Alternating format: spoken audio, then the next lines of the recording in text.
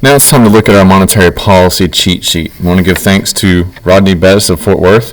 I got this off the internet, and I love this. Whoever you are, thank you so much. Hopefully I can fill it out. All right. So, monetary policy. Remember, this is the Federal Reserve Bank or the central bank trying to promote price stability, full employment, and economic growth. So, if our problem is a recession, and our goal for aggregate demand, of course, is to increase. We want that. Okay. So, focus in. All right. So, we want aggregate demand to increase. That's going to be an expansionary policy. And if we have an expansionary policy, we have the tools of the Federal Reserve. So we have our reserve ratio, our discount rate, our Fed funds rate, and to buy bonds.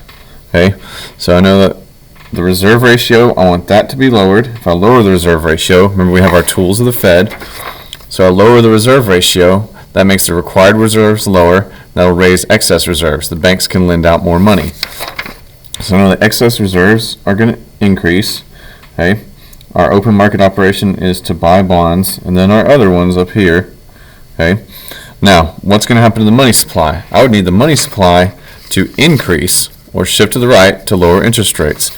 So if the money supply is going to increase, that's going to make interest rates lower. And if interest rates are low, remember bond price and interest rates have an inverse relationship. So I'm going to pay a little bit more for my bond and get less reward, but it's more guaranteed to get it back for me. So I know at low interest, this is consumption and investment. At low interest rates, interest-sensitive consumption would increase, so borrowing and flow of capital in the economy would increase. So K stands for capital, not potassium, the PPC and long-run supply. If I add capital to my businesses from their borrowing, so if capital goes up, why are you not focusing? Sorry about that. Okay, so if capital increases, PPC and long-run supply would shift to the right. Those are all going to increase. That's economic growth, and that is a good thing. We would want that. Okay, so with all these things, those can be our expansionary monetary policies. Now, if we're doing the opposite, if we have inflation, we need something contractionary. We'd want aggregate demand to decrease. So we do a contractionary policy. Then our tools would be reserve ratio. I would raise it, making excess reserves lower.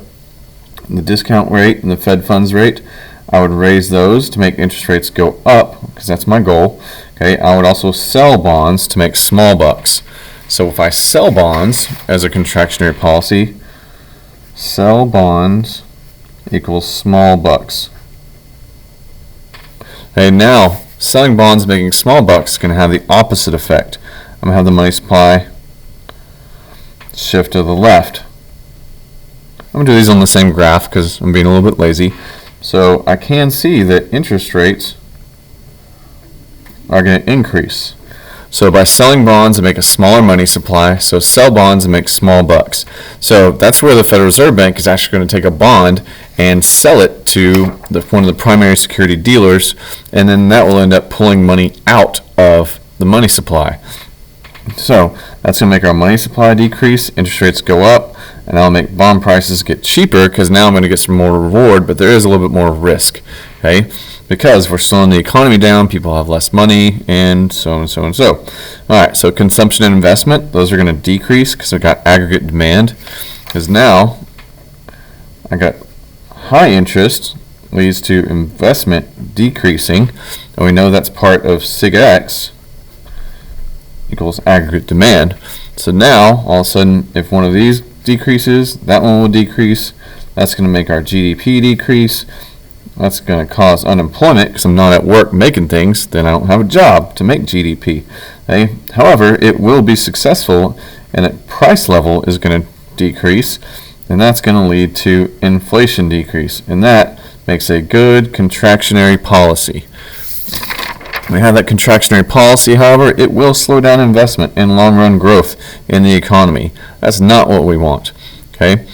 Now, later we'll get to these side effects and things like that, but for right now, that's our monetary policy.